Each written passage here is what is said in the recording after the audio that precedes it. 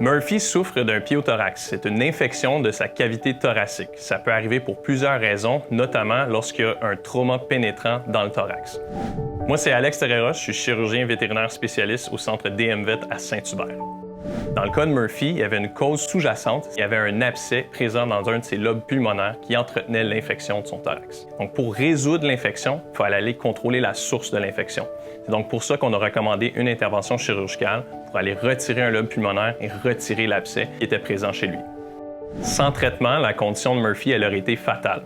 C'est sûr qu'avec notre équipe et tous les gens qui sont mobilisés pour les soins de Murphy, on optimise nos chances de succès. Ça va impliquer les spécialistes, mais aussi les techniciens et techniciennes qui sont aussi des experts dans leur domaine et qui sont dévoués aux soins du patient pendant et après la procédure. Le but de l'intervention, c'est d'aller résoudre une fois pour toutes l'infection qui est présente dans la cavité. Donc, la première étape, c'est de préparer le patient pour l'anesthésie. Ça, c'est l'équipe d'urgentologie puis de soins intensifs qui va réaliser cette portion-là de la procédure. La deuxième portion, c'est l'anesthésie. Notre équipe spécialisée va mettre en place un protocole adapté au patient.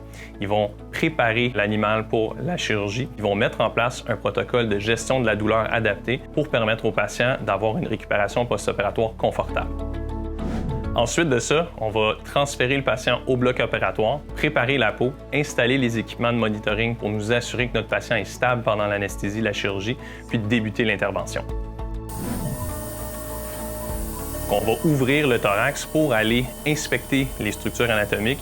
Dans le cas de Murphy, la dissection se doit d'être délicate puisqu'il y a beaucoup d'inflammation liée à l'infection. Une fois la cavité thoracique ouverte, l'équipe de chirurgiens va procéder à l'exploration et au nettoyage de l'infection. On va inspecter les lobes du poumon, le cœur, le médiastin et les autres structures du thorax. Une fois que l'abcès est localisé, on va déterminer la quantité de poumon à retirer et utiliser un instrument spécialisé afin de sceller l'endroit où on va couper le poumon. C'est une agrafeuse chirurgicale qui permet d'appliquer plusieurs rangées d'agrafes sur la portion du poumon qui reste dans le patient et ainsi éviter des fuites d'air dans la période post-opératoire. Le lobe pulmonaire retiré va ensuite être soumis en analyse pathologique pour nous assurer du diagnostic, puis s'assurer aussi que l'entièreté de l'abcès a été retirée. Les réponses vont venir 10 à 14 jours plus tard, une fois que le pathologiste va avoir produit son rapport. Les soins post-opératoires vont nécessiter une équipe dévouée puis une surveillance accrue pendant toutes les heures de la journée et de la nuit. Avec un traitement qui est adapté à la condition, les chances de succès sont quand même assez bonnes. Les études les plus optimistes nous parlent d'un taux de succès qui va avoisiner le 80 à 85 %.